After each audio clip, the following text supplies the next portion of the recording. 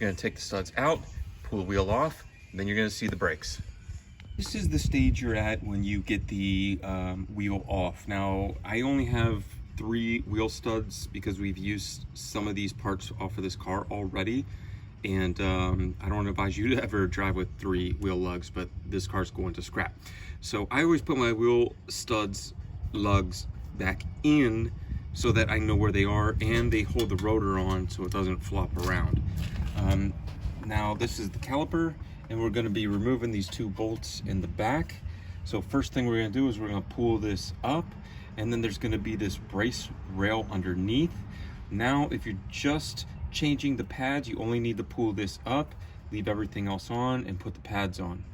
I don't advise doing that. I advise you to either get your rotors cut or to get new rotors every time you get pads, because if this has lines in it, it'll wear your pads out a lot faster.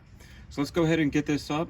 I'm going to show you my little trick on how to get these 2 bolts out back here, and then we're going to pry this thing off.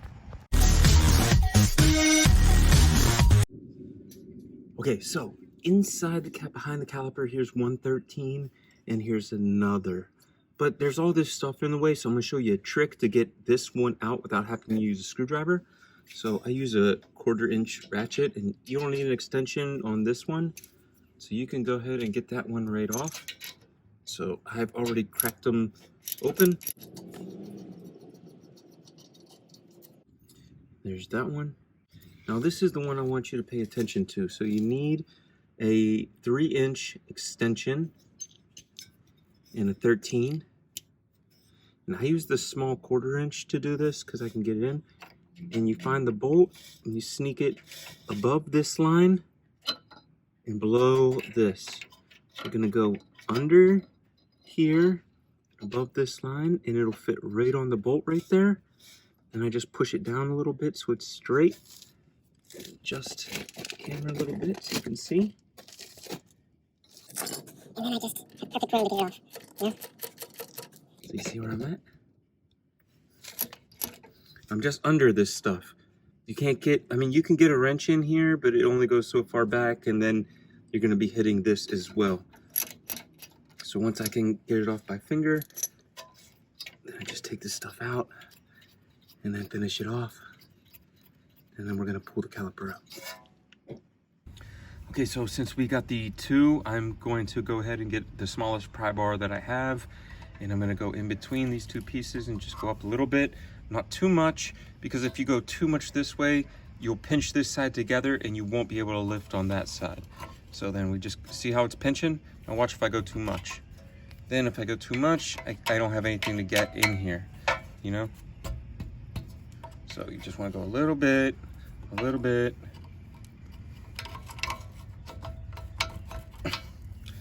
you know, and it'll start to slide out.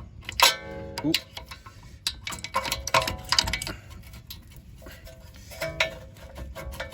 And then there it is.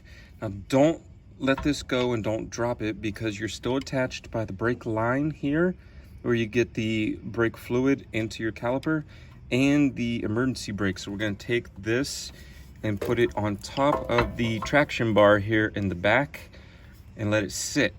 Now if you didn't have a traction bar here, you could get a bungee or a little piece of rope or anything and go ahead and tie that up, but you don't want to put stress on some of this stuff.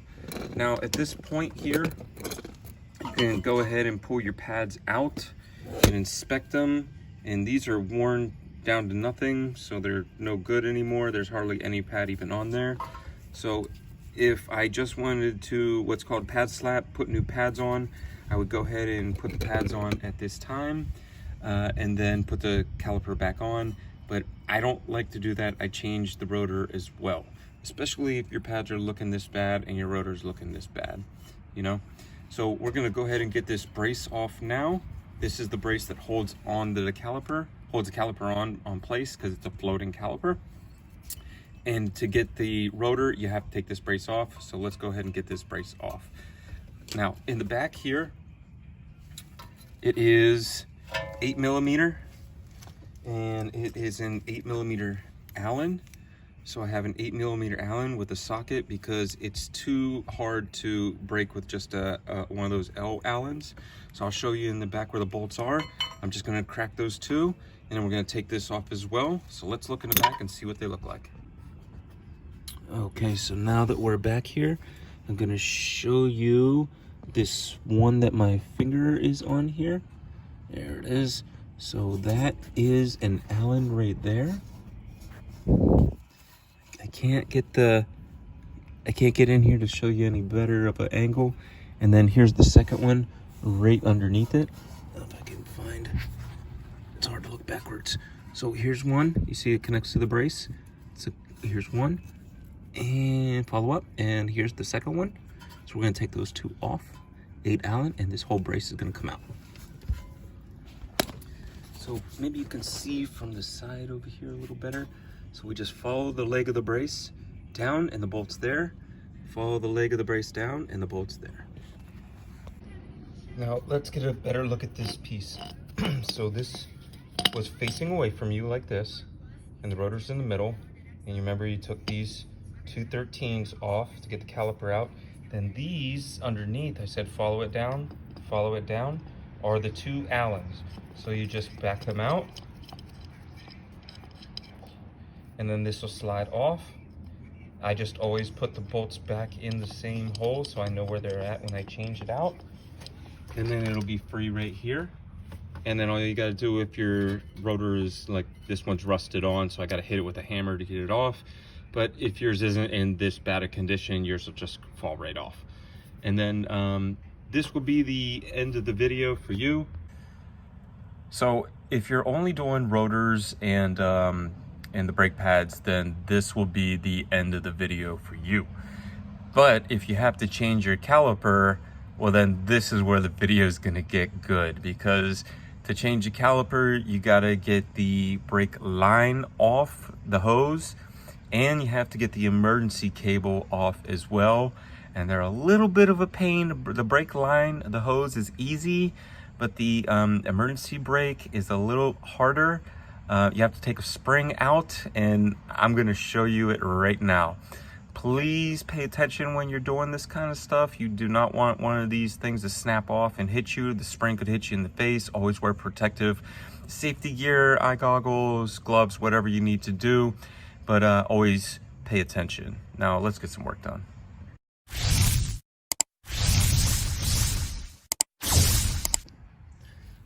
All right, so on the bottom under here where the hose comes down, this is a 13. It's kind of a pain in the butt unless you're under the car, then you can actually get to it. So we're just gonna take that banjo bolt out, and it might leak. So you wanna have something underneath the catch. So we just have this old pot to catch under here.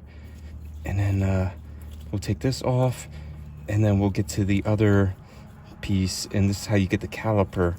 So even though you get the caliper off the car, you still got to get this stuff off. So this is the banjo bolt. Now, this one's on here pretty good, but I wanted to show you there's a washer here. It's called a crush washer. This one's on here pretty good. And then there's one on this side as well. So usually when you undo this, you buy new crush washers to put this back on so this does not leak. And usually this will just fall off, but this one looks like it's pretty crusty. You'd have to unscrew the washer off of this. So then the last thing is just the piece here. So we're gonna have to pull this out. So what I like to do is I like to get a pair of grips and grab the spring. So this one only goes this way, but this one goes around, so it connects right here. Once you pinch this, you can pull this back section up, and this will come out. Just be very, very careful this doesn't come off and smack one of your fingers. Once you do that, then this will move a little easier. And I'll show you how to get this piece off, and then the caliper's out. All right, let's tackle that spring.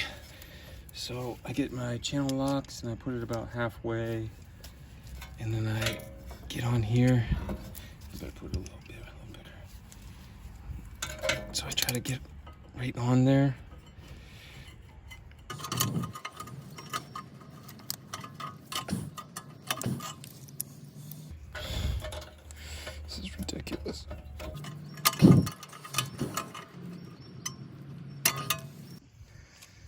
This is such a pain in the butt right here. So I'm trying to grab this tab right here, move it over and hold it in the same place while I push the arm down. And it really is a pain in the butt. You just gotta get lucky. So you gotta move it over, and then you gotta push this window down.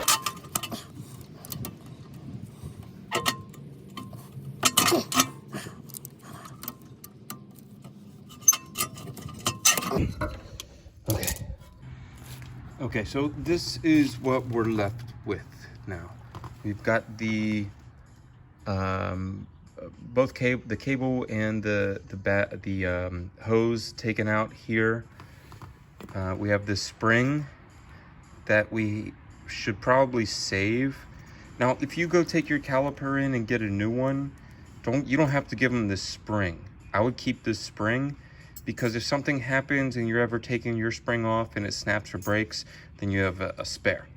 Then we have the brace that goes on, the caliper brace or bracket, and we have the bolts that go from this to this. Now, again, if you have to get a new caliper, make sure you do not give them your bracket if your bracket still works. And what I mean is, you see right here how this sliders move? You need to pull this apart, pull this out, and re-grease the pieces in here. Let me pull one out for you. So you pull this plastic off and you get a rebuild kit. And sometimes the rebuild kits will give you new pins. Sometimes they'll just give you these boots and like some grease. Clean all this grease off. Clean all the grease out of there, stick a little Q-tip in there, 2 or 3, and it'll get it all out. Push some new grease in there and put a new pin in. Sometimes they'll give you new bolts. This is just a bolt as well with this pin head, and then you'll get new rubber bushings here, and you'll put that all back together. Buddy and little buddy. And then you can rebuild this part of the caliper as well. But if you give this to them with the caliper, you're only gonna get this, then you're gonna have to buy this again. Sometimes the caliper is good and just this will mess up and it won't slide anymore, and you'll have one that's sliding, you know, see how this one's sliding in and out slow, and then one will just be, oh, this one, okay, one will just be stuck, and then your caliper will be sideways. But sometimes you could just take this and get a new one of these. So you have to look and see what the problem is before you do anything. Now, when you put this stuff back, you just follow what I did and go backwards. You put the cable back on and the hose back on here. You're gonna put the rotor on. Then you're gonna put the bracket on top of the rotor back on. You know, or this way, the right way. Then you're gonna put the caliper back on that. And then get your spring and everything on, and you're good to go. So I hope this hooks you up, saves you some money. Give us a like and subscribe. Hope this builds your confidence, and now you can do your brakes on your own.